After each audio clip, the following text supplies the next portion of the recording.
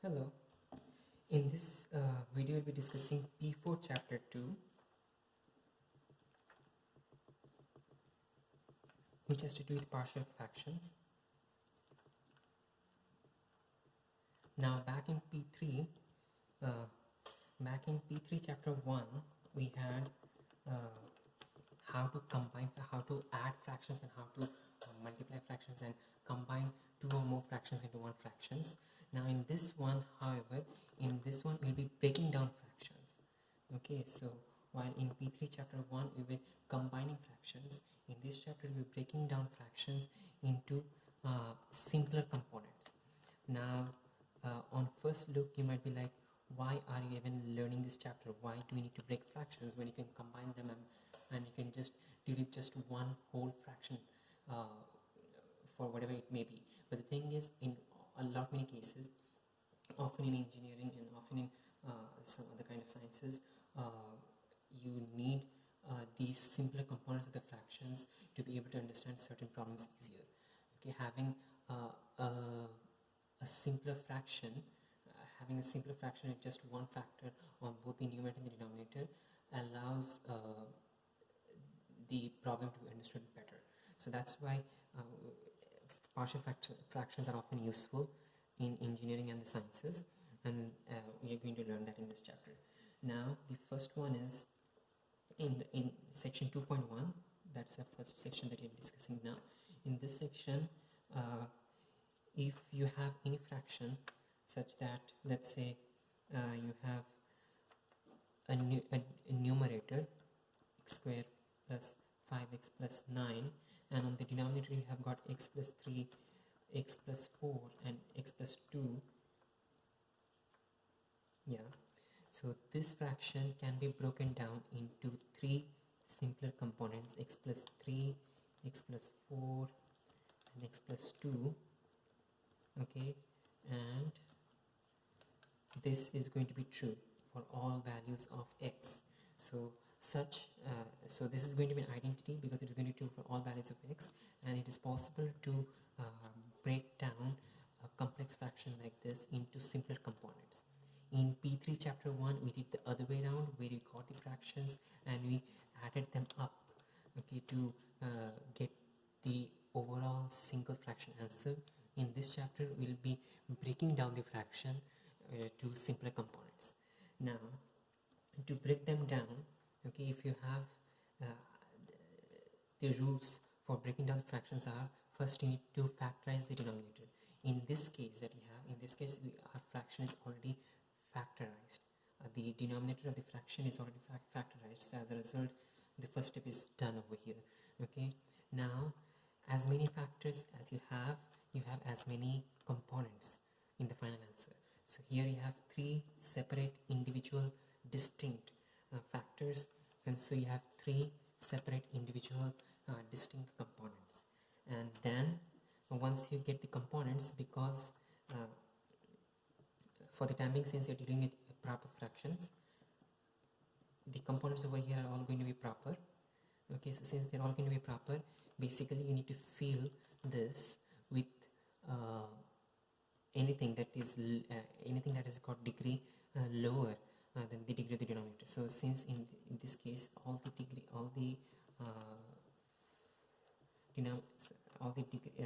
denominators have degree 1, all the numerators are going to have degree 0 because they are all proper fractions, and so in this case they are simply constants, a, b and c, three distinct individual constants.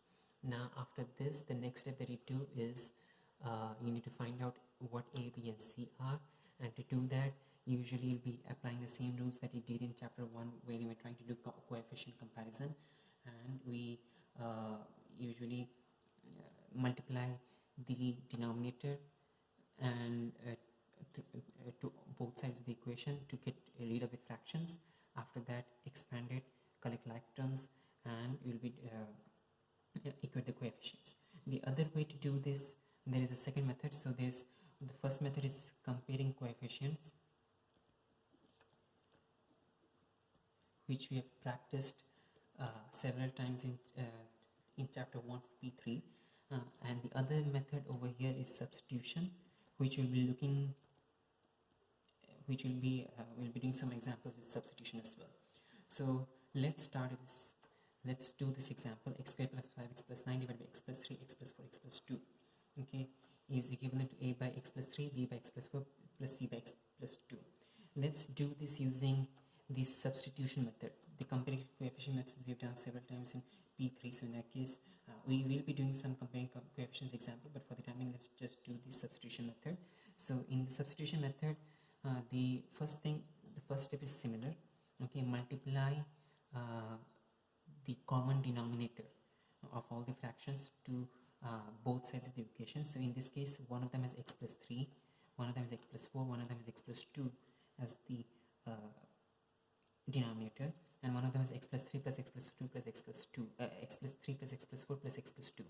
If you notice, the lowest common multiple of all of this, we have 4 different numerators.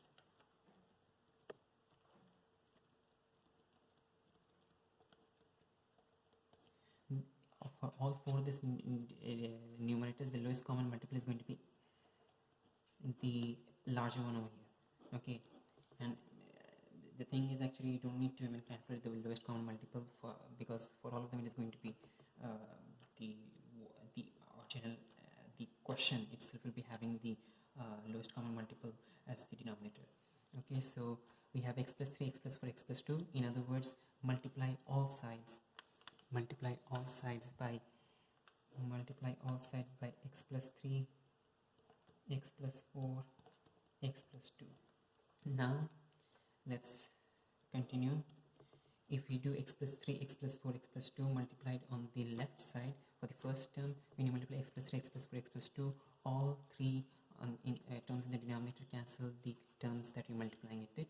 As a result, we get x squared plus 5x plus 9. That's the term on the left hand side. Now on the right hand side, you've got a by x plus 3. When you multiply it, x plus 3, x plus 4, x plus 2, x plus 3 over here will cancel x plus 3 over here, and x plus 4 and x plus 2 will continue to exist as they are. So notice a by x plus 3, the x plus 3 and the x plus 3 cancel when you multiply this entire term to this term, and so a into x plus 4 into x plus 2. Now for the second term, it is b by x plus 4. The x plus 4 cancels with the x plus 4 over here. So that means you get x plus 3 and x plus 2.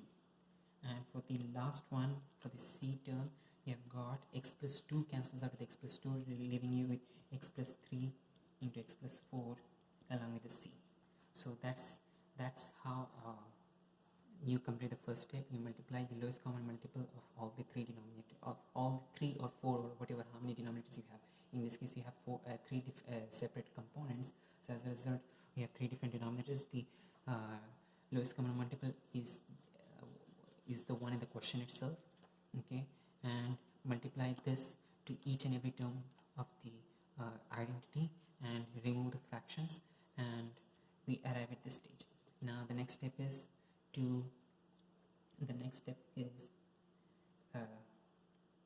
in this case, since you're doing substitution, okay, we'll be doing so till this stage though it is the same in both the methods.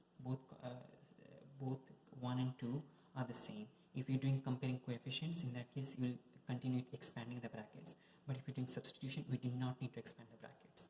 Okay, so in substitution, the main idea of substitution, okay, it's more like, should I say, it's more like a cheating game where you're trying to remove some of the components so that you just have one component left to find the final answer. So in other words, in substitution, substitute something, okay, substitute something so that some of the terms cancel out.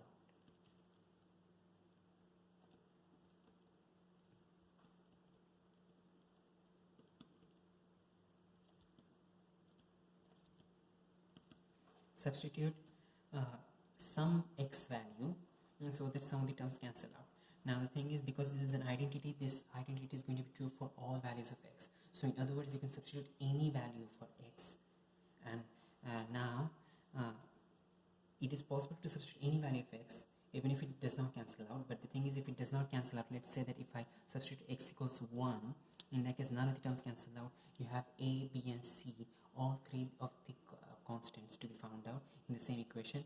In other words, it doesn't actually help, because you have a, b and c in the same equation and you do not know what a, b or c are, so none of them are going to help you find the other ones.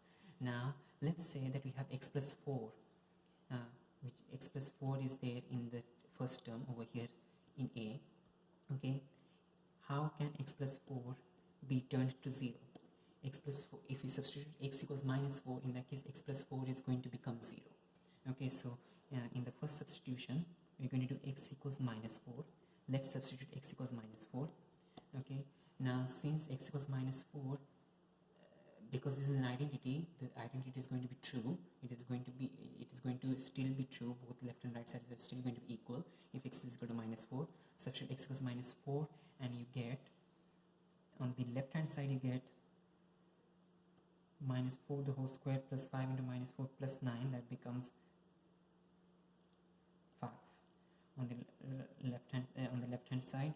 On the right hand side, notice if you put minus 4 over here, it becomes minus 4 plus 4, or in other words it's 0. So if this becomes 0, this entire term cancels out. So the first term becomes 0. The second term is b into minus 4 plus 3 is minus 1, and minus 4 plus 2 is minus 2. Okay, what about the c term? The c term, also notice that we have an x plus 4 term. So we have c into x plus 3 becomes minus 4 plus 3, that is minus 1. Okay, and minus 4 plus 4 is 0. In other words, this term also cancels out. So notice, because you had x plus 4 in both the terms, and x plus 4, when you substitute x equals minus 4 into the equation, into the identity, x minus 4 changes, makes both x plus 4 terms to become 0. In other words, both these terms cancel out, and finally you just have 5 is equal to 2 times b. This thing, when you simplify, you get 2 times b. So notice that by substituting x equals minus 4, we cancel 2 terms and we just have one term, okay, one constant, one unknown constant left in the equation. In other words, we can find the answer for b now easily. In this case, b is equal to 5 by 2. Okay, we will be repeating the same thing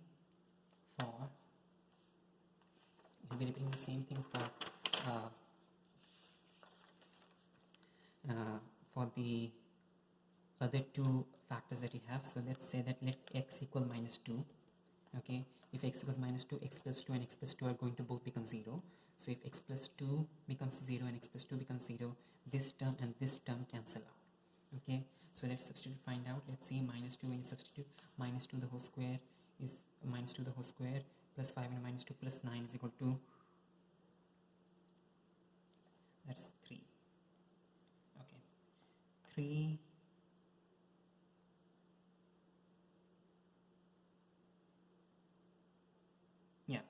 3 is equal to the first term, okay, the minus 2 over here that you have, okay, the minus 2 that you have, that makes this term 0, so that cancels out. This term also becomes 0, that cancels out. We just have the c term. For the c term, we have minus 2 plus 3 is equal to 1, and minus 2 plus 4 is equal to 2. Okay, and so we have 2c is equal to 3, c is equal to 3 by 2. Alright, the same way we can do the last factor, the last bracket that is c common in two of the terms, and that is going to be x equals minus 3. So if x equals minus 3, in that case, substitute minus 3 into the left hand side of the equation, and that becomes minus 3 the whole square plus 5 into minus 3 plus 9, that becomes, that's again 3.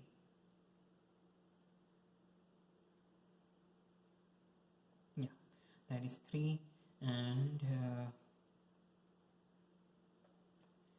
on the left hand side you have got a into minus 3 plus 4 is equal to 1, minus 3 plus 2 is equal to minus 1. Okay, and then the b term, since you have x plus 3, minus 3 plus 3 is a 0, and therefore that term cancels out. The third term as well, minus 3 plus 3 becomes 0, and the last term cancels out as well. In other words, you just have minus a is equal to 3 or a is equal to minus 3. Okay, so compared to the comparing coefficient method, because if we had the comparing coefficient method, if you wanted to use, let's use that. Okay, in this case we found the answers: a equals minus 3, c equals 3 by 2, and b equals 5 by 2. And the final answer, since this was the original expression, okay, the final answer is going to be x square plus 5x plus 9 divided by x plus 3, x plus 4, x plus 2 is equal to, the first term is a by x plus 3, the first term is a by x plus 3, so that becomes minus 3 by x plus 3. The second term is b by x plus 4, and b is 5 by 2. Okay, therefore it is 5 by 2 into x plus 4. I mean, you could write 5 by 2 on the top as well, but the by 2, the denominator of the numerator could actually come down to the numerator, so you can write it as 5 by 2 into x plus 4, and this is a correct way of writing it. Okay, I mean, even if you want to write 5 by 2 on the numerator, that's fine as well. It doesn't make much of a difference, but this is also correct. And then the last term is c by x plus 2. In this case, c is 3 by 2, so that becomes 3 divided by 2 into x plus 2. Alright, so this was the substitution method. Now, if you want to do the usual comparing coefficient method, which is comparatively a bit compared to the substitution method, comparing coefficient method actually takes more time and is more tedious because you need to expand the brackets. But let's try to do this and notice whether we get the same answer or not. So we have got x square plus 5x plus 9, okay, is equivalent. We are just copying the same because I said that the first step is the same for both the methods, so we have to remove the fractions. In other words, that's the first step for both the methods. Remove the fractions, remove the denominators, okay, by multiplying the lowest common multiple to both sides of the equation. So you get a into x plus 4 plus x plus 2 plus b into x plus 3 into x plus 2 plus c into x plus 3 into x plus 4. Now for the comparing coefficient method, you need to expand it, so that becomes ax square plus 6ax plus 8a plus bx square plus, expand the bracket, so that becomes 5bx plus 6b plus cx square plus 7cx plus 12c. Okay, so all the three expressions are expanded. Now we collect the like terms. So we have 3 x terms, so that becomes a plus b plus c the whole x square. We have 3 x terms, so that is 6a plus 5b plus 7c the whole into x, and we have got 3 constant terms, 8a plus 6b plus 12c as the constant. Now compare the coefficients. So for the x squared term, if you compare the coefficients, you have got 1 on the left hand side and a plus b plus c on the right hand side. Okay, for the x term, on the left hand side you've got 5, on the right hand side you've got 6a plus 5b plus 7c, and for the constant term you've got 9 on the left hand side and 8a plus 6b plus 12c on the right hand side. Now these 3 are simultaneous equations. I need to solve them simultaneously. Okay, so compared to that method, definitely this method is more difficult because now you need to solve simultaneous equations. Over there, simply by getting the right kind of substitution, you could cancel out some of the terms and finally find out the single term that remains after substitution. But in this case, let's just continue how to solve these equations. Okay, notice that in the first equation you have got a, which has got coefficient 1. In the second equation you have got 6a, and in the third one you have got 8a. Let's eliminate a from from both equation 2 and 3. Okay, from the second and the third equation, let's remove a. For that, let's multiply the first equation with minus 6. So minus 6 is equal to minus 6a minus 6b minus 6c. That's the first equation. The first equation, if I multiply by minus 6, that's what I get. And then the second equation is, I'll copy down the second equation, 5 into 6, 5 to 6a plus 5b plus 7c. And when you add these two equations up, you get minus 1 is equal to, this and this cancel out, you get minus b plus c. Alright, now the same thing will repeat for the third one, but for the third one we'll be multiplying with minus 8. The first equation will be multiplying with minus 8, so you get minus 8 is equal to minus 8a minus 8b minus 8c. We copy down the third equation, 9 equals 8a plus 6b plus 12c. Add both of them, we get 1 is equal to minus 8a, 8a cancel, we get minus 2b plus 4c. Okay, so you get two different equations which do not have a in them. So basically you have now two simultaneous equations with just two variables, and again, using the regular methods for the simultaneous equations, you can solve this. Let's see. Let's multiply this equation by minus 2. Okay, let's multiply this equation by minus 2. That becomes 2 is equal to 2b minus 2c. 2 is equal to 2b minus 2c. Now add both of this equation and you get 3 is equal to 2b minus 2b cancelled out, minus 2c plus 4c becomes 2c, and thus c is equal to 3 by 2. Okay, substitute 3 by 2 into any of the equation. So let's substitute 3 by 2 into this equation that you had. Okay, so 3 by 2 into this equation. Don't substitute into those equations because you still do not know the values for a, but you can substitute into any, either this or this. Okay, as long as it does not have a in it.